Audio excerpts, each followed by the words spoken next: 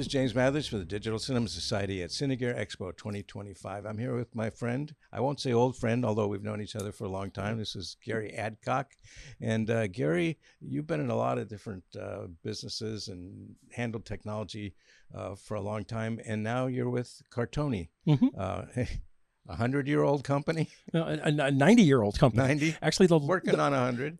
Working on 100, and it's the oldest camera accessory company in the business. I mean, and that's kind of impressive when you think about, Arri, Sony, Nikon, Canon, all of these companies have been around. Cook, all been around for 100 years, and Cartoni is just a little bit behind them. So it's kind of fascinating to work for a company that has that long a legacy.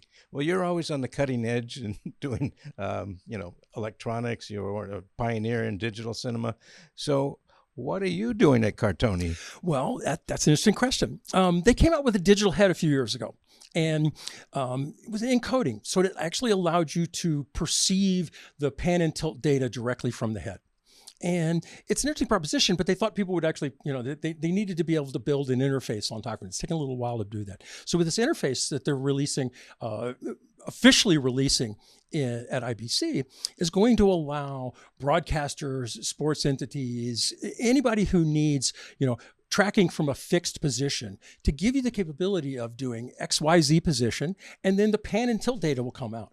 The interesting thing about Cartoni is they've really gone a long way into the encoded nature of this. I mean, we've got encoded lenses, we get data out of the camera bodies, all of this get embedded in the file format. And now we're expanding that market out. It's not just tracking systems, it's not just robotic systems, but to actually get tracking into a single tripod head is kind of revolutionary.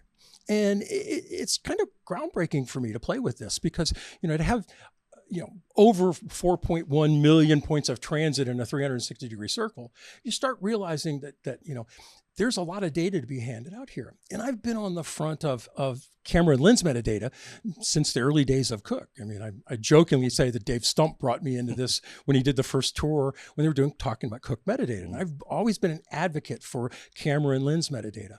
And now as we've gotten into virtual production and using virtualized actors and everything else for sports, being able to do tracking markers and things on stage, now we've gotten to the point where there's so much that you can do with an encoded head that Cartoni has invested the time and the money to create one. And it's actually pretty fascinating. And while there are other encoded heads on the market, Cartoni has heads that go up to 65 kilos. So the big broadcast lenses and full-size cameras are not a problem for that kind of thing.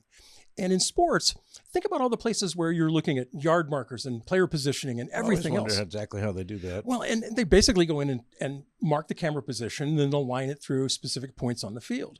If the camera operator makes any kind of adjustment while they're working, you have to go back and realign the head. But by having live pan and tilt data would actually solve that problem and simplify process for the sports leagues in Europe, for football, for hockey, for basketball, any of the places where they use fixed camera positions in sports, this becomes a viable opportunity. So it's a lot more than virtual production. Oh yeah, and people think about it, it's just for virtual production, it's just for this and that. But it's the line of things that Cartoni's doing. I mean, they started doing a number of digital products. They have an encoded thing, a camera raising, lowering device called a lifto. And it's basically a remote stand for PTZ cameras or fixed cameras. Sam Nicholson did a really cool thing on a project he's working on where he put one up in a stage and actually programmed it to stop at different points of the night. So they could program it to go to 2 meters or 5 meters or 6 meters up and have different crowd positions in this project he was working on and be able to mount multiple cameras on them. So it's kind of an interesting time to be doing in digital technology in something that's not related to the direct flow of image processing, which has always been my forte. Yeah, it's really amazing. And 90 years, we're probably looking at another 90 years. We sure hope so. I mean, it's the country's in kind of a turmoil right now in the United States, and Cartoni, being an Italian company, is really focusing on the European and Asian markets because we think that for the next few months, the difficulty is going to be in the United States for how production goes. I mean, there's just too much uncertainty in the market and where with tariffs and things like that, and not to be political about it, but it does cause instability in our marketplace. Sure. And it's what it is, as like anything would in the world. But as we get to a point in society where we're starting to do more and more, I'm one behind digital functionality. Like I said, we've I've worked on it for 20 years. And to be able to extend the digital footprint, not just from cameras and lenses into the tripods and tracking systems and everything else. Because I'm a big part of the SMPTE OpenTrack.io project, where we've unified how camera and lenses should be determined for, nodal points, for all the things that we need for virtual production. How do they talk to each other? How do they talk to each other, but also how they communicate back to each other, And it's been an interesting part of the product to work with, all the camera manufacturers and lens manufacturers in SMPTE to be able to create a unifying way to have devices negotiate these difficulties. And that's been interesting for me because we live in a society that's constantly going forward. I always jokingly say, if I don't have as much data as I can get on my phone, I'm not doing something right. And that's a lot of data these days. And people don't think about it that way, but that's how I look at what we need for the future. Yeah. And that's what we're doing is we're building stuff for the next generation of filmmakers. Because it's going to be that way sooner or later. Whether we get it from phones, whether we enable it in the cameras themselves, or we enable it in the systems around the cameras, the accessories, we're going to be moving to a more and more digital workflow for both simple productions, documentaries, and high-end production too. So they're not resting on their laurels.